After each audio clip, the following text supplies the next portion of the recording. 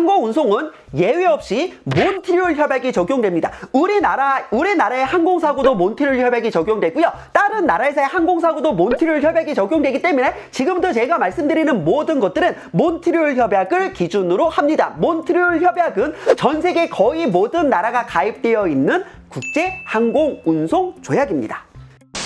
안녕하십니까. 여러분의 무역동반자 정재환입니다. 코로나 때문에 비행기를 타고 어디 놀러 가는 건 머나먼 꿈만 같은 미래의 희망사항입니다. 최근 백신이 계속 보급되어서 해외여행의 가능성이 조금씩 올라가고 있는 만큼 해외여행 시 항공기의 연착, 수화물의 파손, 다양한 상황에 있어서 내가 보상받을 수 있는 한도는 얼마인지, 내가 항공사에게 주장할 수 있는 권리는 무엇인지, 자, 이런 것들을 한 방에 알아보도록 하겠습니다. 오늘의 주제는 한마디로 항공운송 호객 탈출!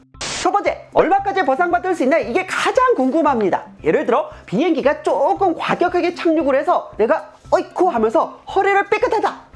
최대 128,821 SDR을 보상받을 수 있습니다. 뭐? 128,821 SDR? 그게 얼만데? 약 2억 원입니다. 아니, 그럼 도대체 SDR이 뭔데? SDR은 스페셜 드로잉 라이트, IMF의 관념적인 화폐로서 주요국과 통화의 환율 변동에 따라 가치가 수시로 변동합니다. 이렇게 이해하시면 될 것 같습니다. 1SDR은 SDR이 처음 나왔을 때 1달러로 환산이 되었지만 최근에는 한 1.4달러, 1.5달러 정도로 환산되고 있습니다. 아, 1SDR은 한 1.45달러 정도 되는구나. 자, 이렇게 계산하시면 될 것 같습니다. 128,821 SDR은 기본적으로 운송인의 과실 여부에 상관없이 승객에게 보상하여야 하는 이제 최대 기본 한도를 말하고 운송인의 과실 여부에 따라 이 한도는 계속 증가합니다. 항공기 지연으로 인해 발생한 손해에 대해서는 최대 5,346 SDR을 보상받을 수 있습니다. 얼마인데? 하나로 약 8,700만 원입니다. 야, 이거 항공기 지연으로 인해 내가 본 손해를 최대 8,700만 원이나 보상한다고? 하지만 우리가 궁금한 건 그게 아닐 겁니다. 해외여행 갔어요. 공항에서 뭘 기다리고 있습니까? 빙글빙글 돌아가는 데서 나의 수화물만을 기다리고 있습니다. 나의 위탁 수화물을 기다리고 있죠. 하지만 나의 위탁 수화물이 이제 지연되거나 파손되는 경우가 있습니다. 수화물의 손해에 대해서는 지연이든 파손이든 상관없습니다. 나의 수화물에 발생한 손해에 대해서는 최대 얼마? 1,288 SDR, 무려 하나로 약 200만 원을 한도로 보상받을 수 있습니다. 즉, 내가 가방 하나 보냈는데 그게 늦게 나오거나 가방이 제때 나왔는데 파손돼 있었다라고 하면은 이 최대 200만 원을 한도로 청구할 수 있다라는 사실 명심하세요. 항공운송 사고는 굉장히 한도가 높습니다. 항공운송은 예외 없이 몬트리올 협약이 적용됩니다. 우리나라의 항공사고도 몬트리올 협약이 적용되고요. 다른 나라에서의 항공사고도 몬트리올 협약이 적용되기 때문에 지금부터 제가 말씀드리는 모든 것들은 몬트리올 협약을 기준으로 합니다. 몬트리올 협약은 전 세계 거의 모든 나라가 가입되어 있는 국제 항공운송 조약입니다.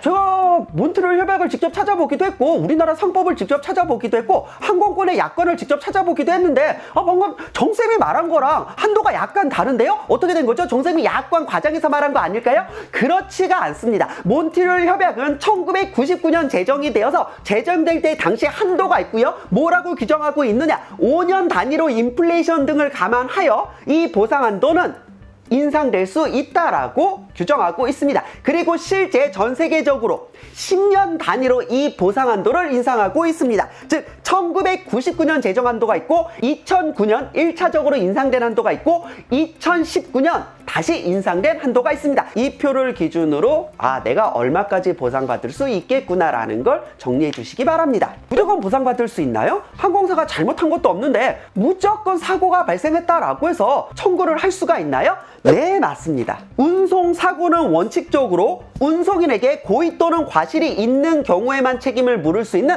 과실책임주의, 운송인에게 고의 또는 과실이 없어도 일단 책임을 져야 되는 무과실책임주의, 이 두 개로 구분할 수 있습니다. 해상운송이라고 하면 과실책임주의를 채택하고 있기 때문에 해상운송인에게 고의 또는 과실이 있는지 여부를 판단하는 게 중요하지만 항공운송은 다릅니다. 항공운송은 몬트리올 협약에서 뭐라고 규정하고 있습니까? 무과실 책임주의.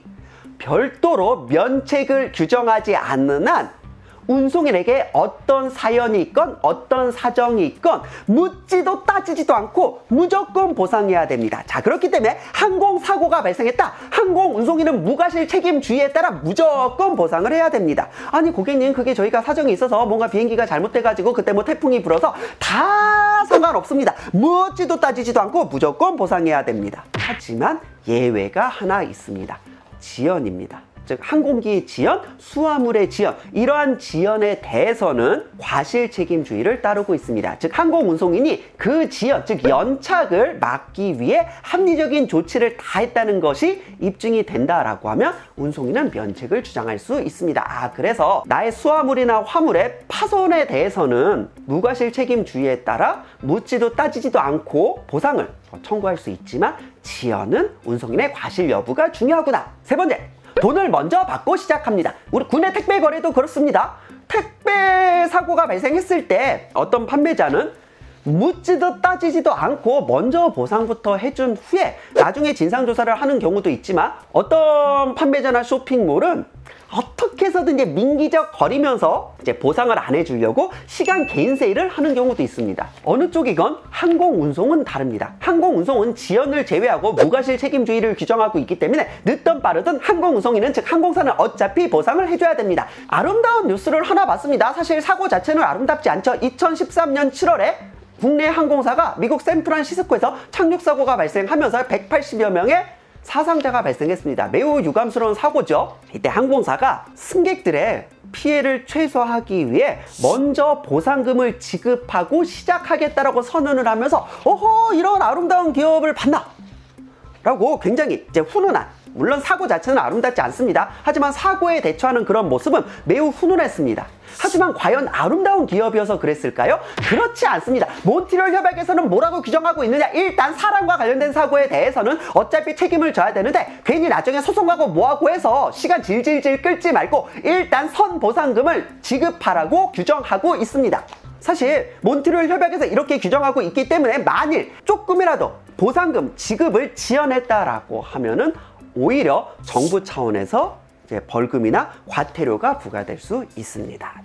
네 번째, 언제까지 청구하나요? 사실 수화물과 관련돼서 이런 내용이 굉장히 많습니다.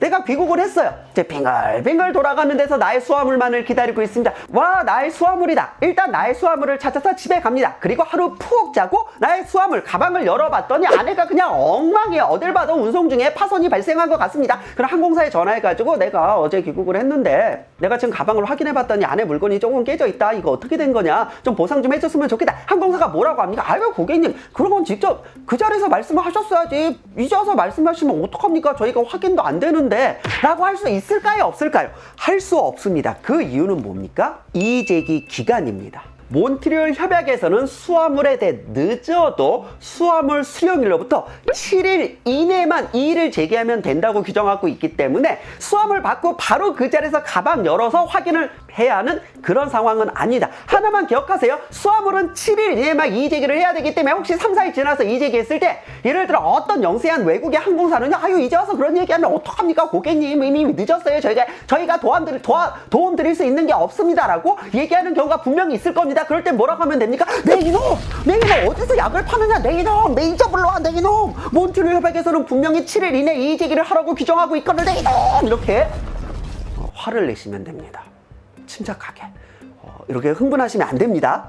소송은 언제까지 어느 나라에서 제기해야 되나요? 특히 사실 2014년 7월 국내 항공사의 미국 샌프란시스코 착륙 사고에 있어서 사실 그 비행기 안에는 다양한 국적의 사람들이 타고 있습니다. 사람들이 바라는 건 뭡니까? 모두 자기네 나라에서, 본인들의 나라에서 소송을 제기하고 싶어 합니다. 원칙적으로 항공사고의 경우 출발 국가, 도착 국가 혹은 항공사의 국적 국가에서 소송을 제기할 수 있습니다. 국내 항공사라고 하면은 이제 미국에서 출발하여 우리나라 도착하는 건이었기 때문에 출발국가 미국, 도착국가 한국, 혹은 항공사국가 한국 아니면 미국에서 소송을 제기할 수 있습니다. 이게 문제라는 거예요. 그 비행기 안에는 수많은 국적의 사람들이 타고 있고 다 자기네 나라 가서 소송을 제기하고 싶지 외국 가서 소송 제기하고 싶지 않거든요. 사실 몬트리올 협약 이전에는 반드시 출발국가, 도착국가, 항공사 국가에서만 소송을 제기할 수 있다라고 규정을 하고 있었는데 몬트리올 협약은 다릅니다. 뭐라고 규정하고 있습니까? 승객, 자신의 국가에 돌아가서 자신의 국가에서 소송을 제기할 수 있도록 규정하고 있습니다. 이게 얼마나 아름다운 규정이냐면요. 예를 들어 여러분들 유럽 배낭여행을 갔습니다. 예를 들어 터키에서 그리스까지 터키 항공을 타고 이동을 한다라고 가정을 할게요. 자, 그러다 살짝 사고가 발생했는데 터키에서 그리스 이동 중에 터키 항공에서 사고가 발생했기 때문에 터키나 그리스에서밖에 소송을 제기하지 못하다.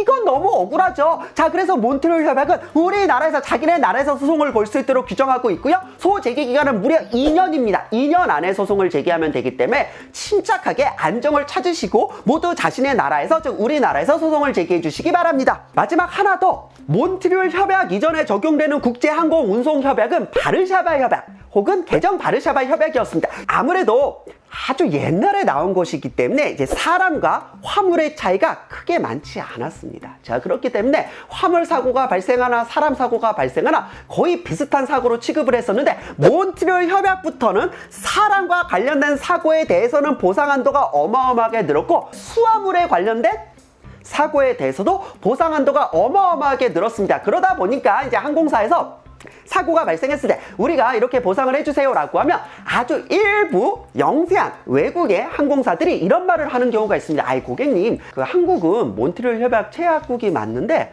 그 도착지인 저희 나라는 몬트리올 협약 체약국이 아니어가지고 쌍방이 체약국이 아니면 몬트리올 협약에 적용되지 않습니다. 그렇기 때문에 저희도 매우 유감스럽지만 그렇게 보상을 다 해드리기는 어려울 것 같습니다.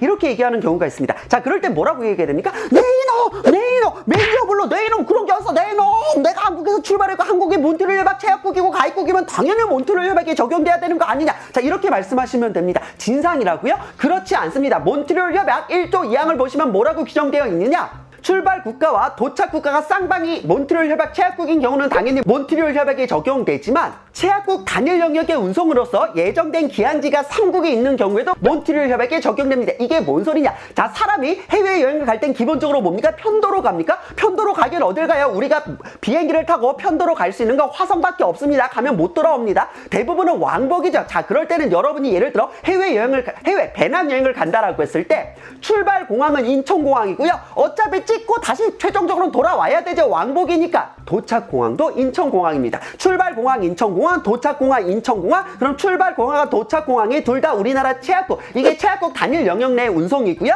자, 그리고 우리가 찍고 해외여행 갔다 찍고 돌아오는 그 나라가 뭐가 됩니까? 예정된 3국에 있는 기항지가 되는 겁니다. 즉 몬트리올 협약에서는 체약국 단일 영역의 운송으로서 예정된 기항지가 3국에 있는 경우에도 적용된다고 했기 때문에 일단 우리나라에서 출발했다라고 하면 묻지도 따지지도 않고 무조건 몬트리올 협약을 주장하시면 되고요. 실질적으로 거의 모든 나라가 이제 몬트리올 협약에 가입되어 있기 때문에 그냥 묻지도 따지지도 않고 무조건 몬트리올 협약 적용하시면 됩니다.